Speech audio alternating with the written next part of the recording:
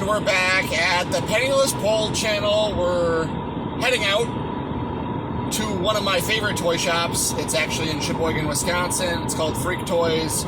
Some people know it, some people don't know it. If you're from the Midwest, it's getting a pretty big following. They've upgraded their store before. They keep on putting up new shelves, rearranging things. Changed quite a bit in 2020 with the pandemic. They got rid of their arcade and put more display cases up.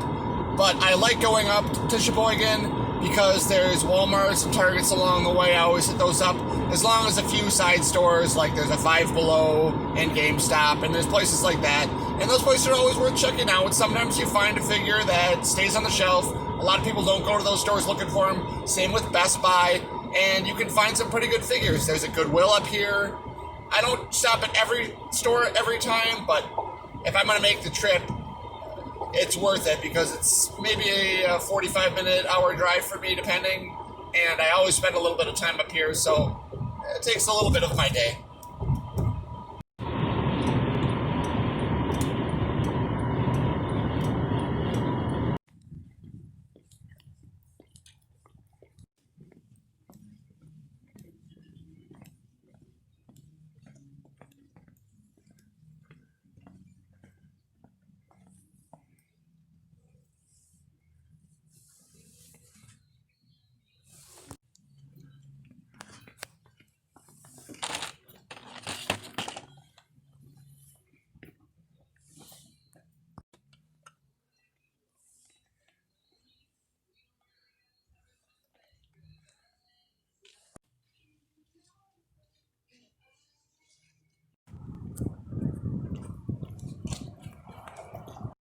So this is it. Again, this is Sheboygan, Wisconsin, Freak Toys.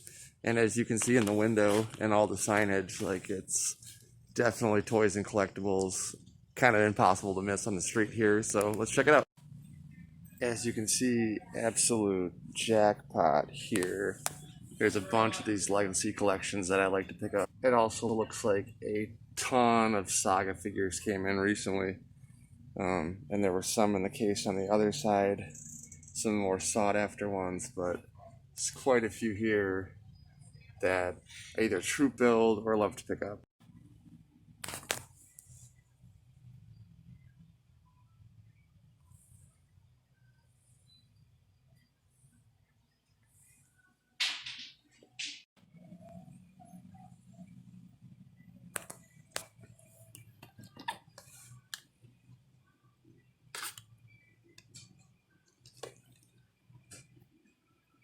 So as you can see, it's wall after wall of Star Wars.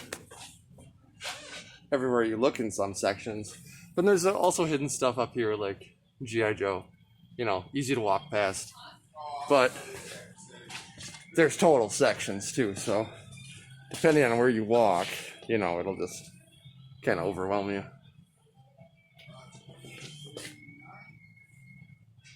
And some of this stuff will go quick. So there are gems that between visits you'll probably never see.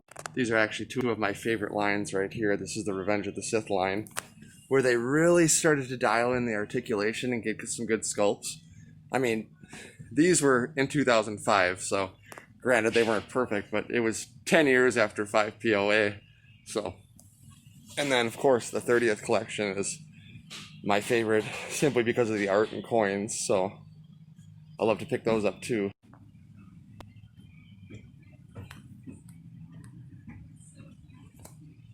The way I'll sometimes figure out which ones I want to buy are comparing to the current market value on if I think they're close enough to pick up, avoid shipping charges. And then there's other times where you look at this Airborne Trooper for 15 bucks, that's so close to the vintage collection and so close in quality. I mean, that's nearly a retail figure by today's standards.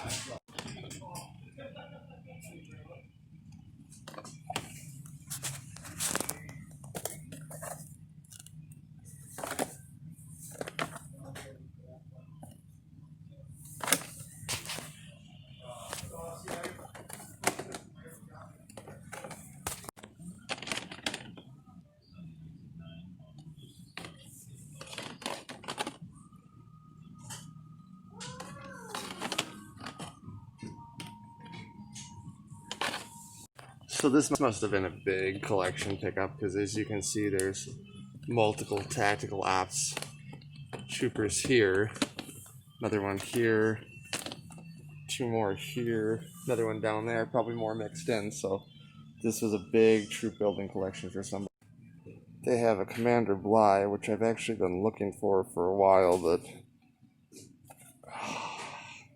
it's kind of rich for me.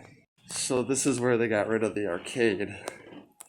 So there's Ghostbusters in here right now. Pops. Some old Master of the Universe. This changes a lot. I think people know this is a good source for them. Then they have a bunch of 2000X and classics, which, like I've said before, can easily be worth their weight in gold sometimes. You got figures like 95 for Skeletor, 125 for Triclops. I think some of these other ones can top out at like over 200 and more on card. I just noticed they actually have a couple other vehicles. $60 Montroid, which is not bad. I have this and mine actually works. Otherwise, these are occasionally hard to find. And then they do have graded books and comics. So, and I know that they have more, it's just these are what they're pushing. And as you round the corner, you get to the long wall, where as you can see, there are just dozens and dozens of different franchises. You start having some of the lesser desirable Joes, 2000X, Transformers, Middle Year Ninja Turtles, and then going down, there's wrestling and superheroes. Some classics up top here. This is a higher value case for some Ninja Turtles. You'll often see some Mindon cars in there. Toon Vernon 125. Even the 2000 cartoon stuff is up there in price now. And actually, if I remember correctly, that was a pretty good storyline. Okay, wow guys.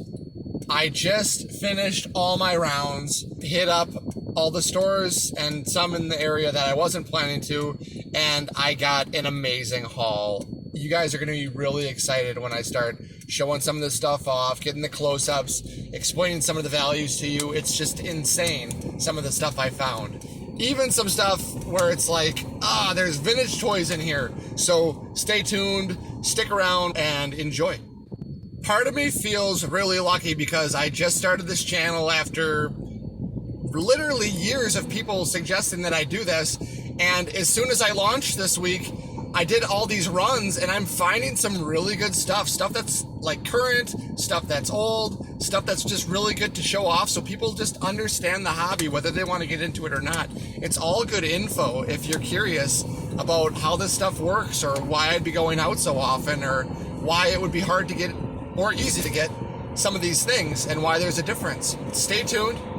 Keep liking, keep subscribing, keep commenting. I'll try to adjust the content as the people let me know what they're interested in and answer as many questions as I can.